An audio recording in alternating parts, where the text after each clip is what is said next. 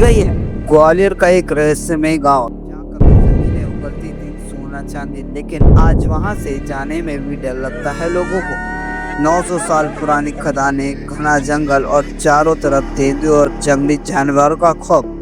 क्या है इस गांव का राज? क्या सच में यहाँ की जमीन से निकलते थे सोने चांदी के खजाने, या ये बस एक कहानी है?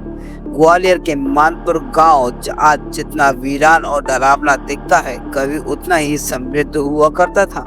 इतिहास बताता है कि लगभग 150 साल पहले यहाँ की जमीन से सोना और चांदी निकलते थे।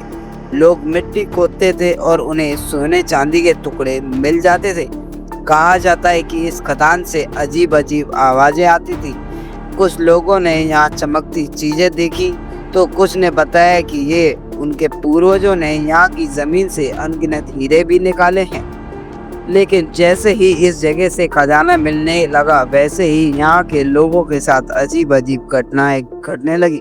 रात में लोगों के घरों के बाहर अजीब आकृतियां दिखती, जंगल से भयानक आवाजें आती और देखते ही देखते यह गांव वीरान हो गया। आज भी इस गांव में कोई जाने की हिम्मत नहीं करता, क्योंकि ये इलाका अब पूरी तरह से जंगली जानवरों के कब्जे में है। खदान के पास अक्सर तेंदुओं को देखा जाता है और कई बार रात में यहाँ से अजीब रोशनी निकलती दिखाई गई है। इतिहासकारों के मुताबिक इस इलाके में भारी मात्रा में कीमती धातु और दुर्लभ खनिज मौजूद हो सकता है। लेकिन क्या सच में यहाँ अभी भी सोना चांदी छिपा है, या फिर ये सिर्फ एक कहानी पर है? तो क्या आप इस गांव में जाने की हिम्मत करेंगे?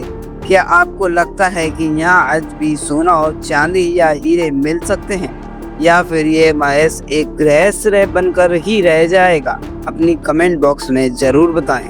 यहाँ पर क्या कहते हैं, मानपुर के मौजे में जो खदान निकल रही है वो चांदी की खदान का वो दे रहे हैं कि यहाँ पर चांदी की धातु निकलती है। और पहले ही हमारे गांव में लोहे की और तांबे की खदानों का वो है, उनका चिन्हित किया गया है। और यहाँ रानी घाटी के नीचे जो पहाड़ी है ना, वहाँ में हीरे की संभावना है। अच्छा, हाँ।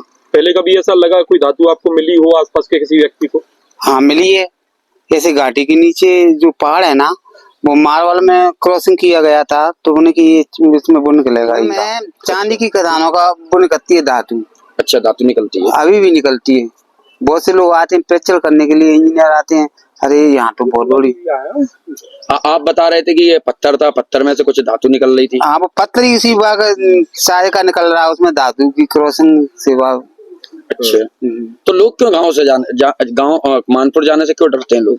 अरे बहुत प्राचीन काल पे लड़ाई झगड़े हुए थे, आपस में लड़ गए, ऐसे बनेरी हुआ है अभी कांड।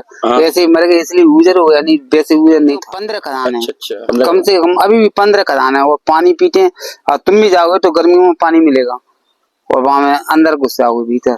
अच्छा, कितनी गहरी है वो? यहाँ से ऐसे 50 फुट और 100 फुट से जाना वो, और गहरी।